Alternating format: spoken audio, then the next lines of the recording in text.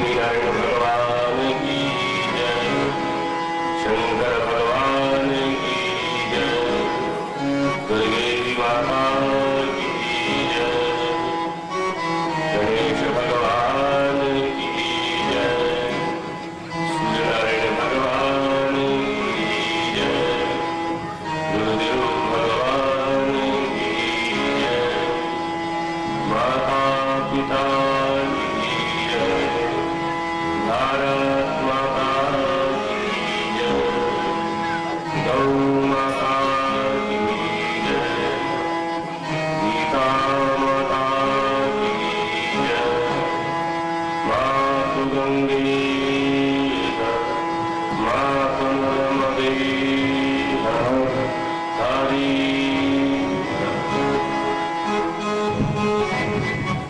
जिस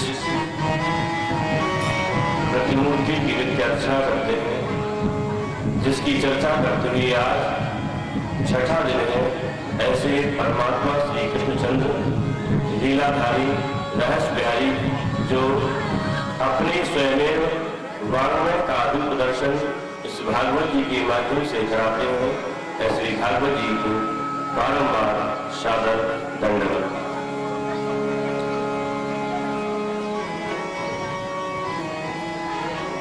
विक्रेतु कामाखिल गोपकन्या मुरारी पादार्पित चित्तवृत्ति दध्यादिकम् तवसादवोचः गोविन्द दामोदर माधवेति।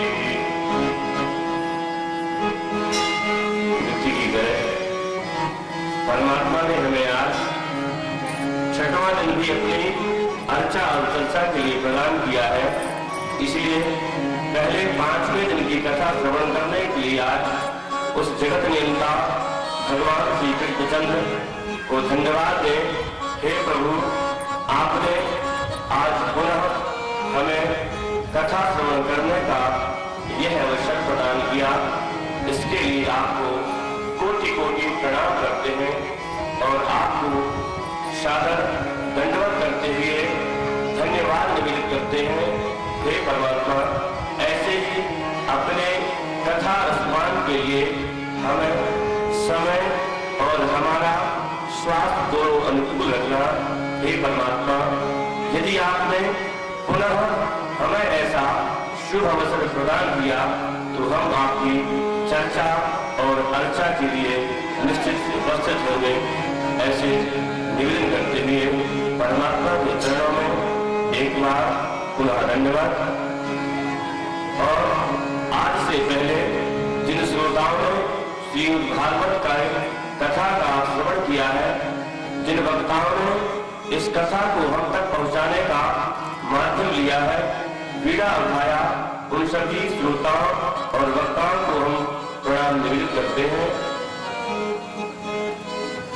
कुछ विशेष कार्य की उपस्थिति के लिए, कुछ विशेष करने के लिए हमें विशेष शक्ति की आवश्यकता होती है। निश्चित रूप से हम सब लोग आज छठा दिन है जब परमात्मा की जो विशेष अनुकंपा है श्रीमद् भागवत जी के माध्यम से जो प्राप्त होती है, उसकी कथा का याद छठा दिन। उस छठवीं कथा में प्रवेश करें, भगवान की चर्चा और अर्चा प्रारंभ करें। इससे पहले नित्य की तरह अपने मन के साथ 10 इंद्रियों को एकत्रित कर परमात्मा के पास पहुंचे और परमात्मा से निवेदन करें, हे प्रभु, हम आपकी चर्चा और अर्चा करने के लिए अपने मन को आपके चरणों में निवेदित करते हैं। हरे राम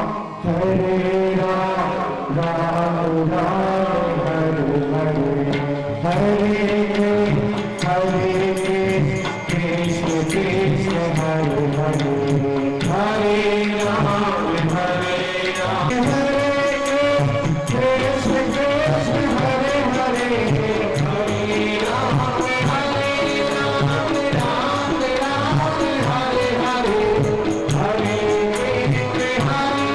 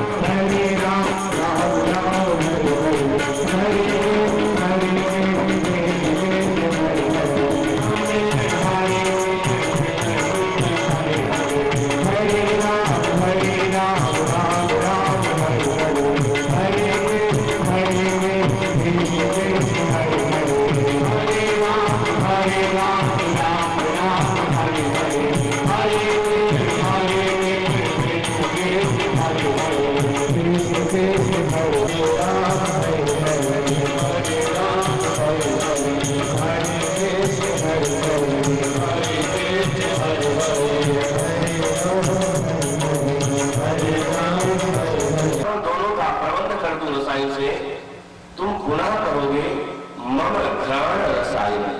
अब तो सूजी महाराज ऐसा कोई रसायन दीजिए जो हमारी नासिका को अच्छा लगे।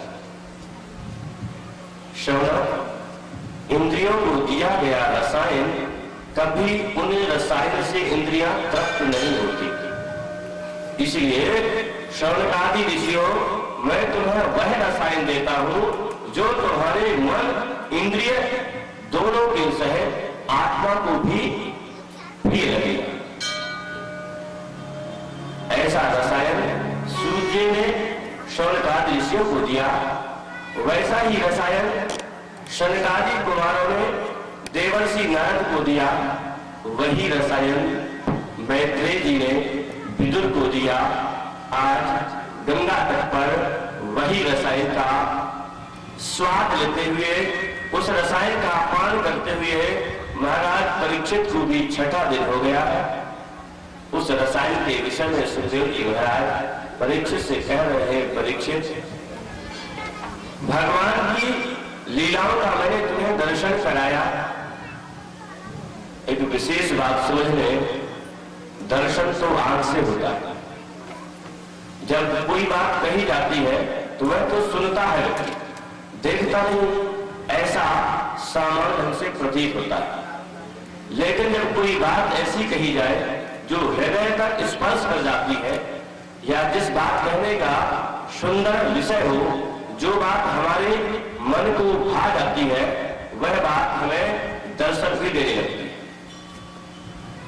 यह सब आप सब लोगों के साथ ऐसा भाव होता भी।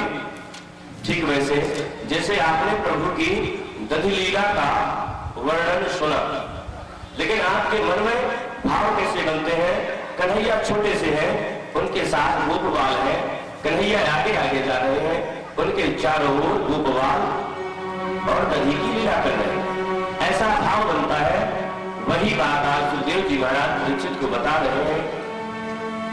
परीक्षित से सुखदेव जी महाराज ने कहा, परीक्षित प्रभु की एक लीला का वर्णन और करो, प्रभु को अपना प्रणाम, अपना मन कैसे निवेदित करना है, सो तुम सुनो। एक बार वृंदावन में एक गोपी दही बेचने के लिए चली। यदि संपूर्ण वृंदावन में दही तो होता ही था, दूध और दही की तो कमी थी नहीं, फिर भी अब तो उस कन्हैया को देखने के बहाने गोपियां दही बेचने का भी बहाना करती। उसने मटकी में दही भर रखा है, अपने शीश पर एक कपड़े की पगड़ी बनाकर, गोल गोल आवरण बनाकर उसके ऊपर वह मटकी को धारण कर रखा। और सामान्यतया जब कहीं कोई व्यक्ति कुछ बेचने जाता है तो उस वस्तु के बारे में बताता है कि मेरे पास अमुक वस्तु है, इसे ले लो। कई बार उसका भाव भी बताता है। आज वह गोपी वृंदावन में निकली और जहां से मैया यशोदा का द्वार पड़ता था, ठीक उससे पहले ही जोर जोर से आवाज लगा दी। देखिए, शीश पर तो दही की मटकी है, तो यह कहना पड़ेगा कि दही ले लो, मेरे पास दही है। दही की विशेषता बतानी होगी, बहुत अच्छा है, मीठा है, ताजा है, सस्ता है, जो भी विशेषताएं बतानी हो, बेचने वाला तो उसकी विशेषता भी साथ बताता है। लेकिन आज गोपी क्या बता रही है? शीश पर दही की मटकी, विक्रेतु काम खिल गोप कन्या मुरारी पादार्पित चेत वेदी तथ्यादिकं भवसद भुज गोविंद दामोदर माधवेति। शीश पर दही की मटकी और वह कह क्या रही है? ले लो, बहुत सस्ता है, ले लो, बहुत मीठा है, ले लो, ताजा है, ले लो, गोविंद ले लो, माधव ले लो, दामोदर ले लो। गोविंद, दामोदर, माधव। आज उसका मन तो कन्हैया के स्वरूप दर्शन में लगा है। कन्हैया का जो स्वरूप है, जो उसका नाम है, मन तो उस गोपी का वहां चला गया, शीश पर दधी की मटकी थी, उस दधी का उसे भान नहीं रहा और पूरे वृंदावन में घूम कर आ गई, किसी ने भी उसका दधी लिया नहीं। अरे लेता भी कैसे? जब वह बताती कि मेरे पास दधी है तो लेता।